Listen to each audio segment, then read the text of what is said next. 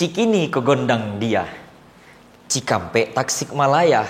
Sambut salam dari api Banyuwangi dengan ceria sebagai salam dari Taruna Bota yang luar biasa. A'udzubillahi minasyaitonirrajim. Bismillahirrahmanirrahim. Assalamualaikum warahmatullahi wabarakatuh. Salam Om Swastiastu, Namo Buddhaya, salam kebajikan, prestasi. Yang saya hormati para dewan juri dan segenap teman-teman sejabat seperjuangan, senasib sepenanggungan. Selagi nyawa masih dikandung badan, selagi kaki masih bisa melangkah, selagi lidah masih bisa mengucapkan kalimat Alhamdulillah, marilah kita bersyukur kepada Allah Subhanahu wa Ta'ala yang telah memberikan bumi Indonesia keberkahan yang melimpah.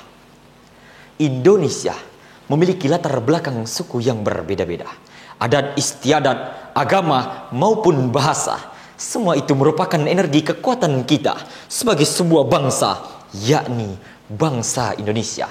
Dari Sabang sampai Merauke, dari Miangas sampai Pulau Rote.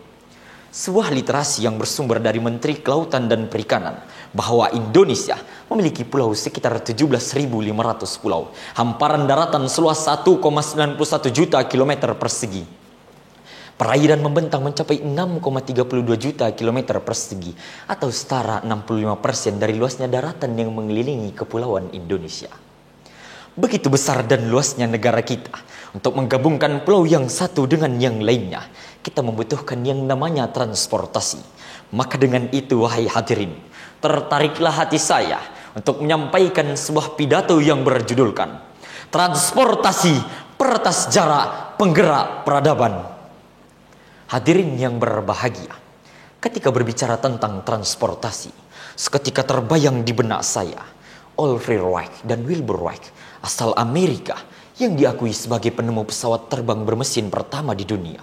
Robert Fulton, yang dikenal sebagai pembuat kapal laut uap komersial pertama dengan nama Clermont pada tahun 1807. William Murdoch, seorang ilmuwan berkebangsaan Inggris yang menemukan kereta api di tahun 1884. Dan Karl Benz, ilmuwan asal Jerman yang juga dikenal sebagai pendiri perusahaan Mercedes-Benz, mendesain bus modern pertama di dunia. Konsep bus inilah yang kita kenal hingga saat ini. Hadirin transportasi yang berbahagia, transportasi sudah menjadi kebutuhan kita saat ini. Semua moda transportasi akan terus bertransformasi sesuai dengan kebutuhan, baik darat, laut, maupun udara. Semua pilihan tersebut yang terpenting adalah keselamatan, keamanan, dan kenyamanan. Dan hal lain yang tidak boleh diabaikan adalah pelayanan yang baik, mudah, murah, dan tepat waktu, serta terintegrasi dengan akses transportasi lainnya. Sistem transportasi inilah yang menandai kemajuan suatu bangsa, yang mampu meningkatkan daya saing serta mensejajarkan Indonesia dengan bangsa-bangsa maju di dunia. Tetapi ketahuilah wahai hadirin, lihatlah begitu banyak persoalan yang terjadi diakibatkan transportasi, yaitu tingkat kemacetan yang tinggi, polusi udara, bahkan kecelakaan lalu lintas. Hal ini karena masih tingginya egoisme masyarakat yang enggan menggunakan transportasi umum, hingga jalanan penuh sesak dan tidak jarang pula melanggar rambu lalu lintas. Sebagaimana yang dikutip dari perkataan Presiden Kolombia, Gustavo Francisco Petro Urrego berkata, negara yang maju bukan tempat di mana orang-orang bangga menggunakan mobil pribadi.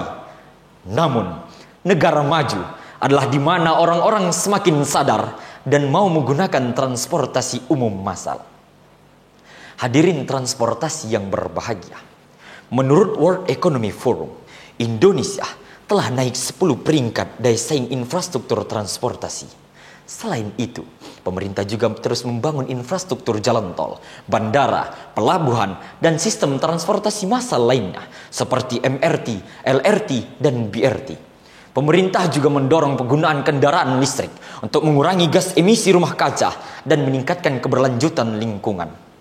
Semua upaya ini dilakukan untuk mewujudkan transportasi maju. Dengan pembangunan infrastruktur transportasi yang memadai, kita dapat meningkatkan konektivitas antar wilayah, mempercepat pergerakan barang dan jasa, meningkatkan aksesibilitas ke berbagai wilayah. dan fasilitas publik, serta mendorong investasi dan pertumbuhan ekonomi.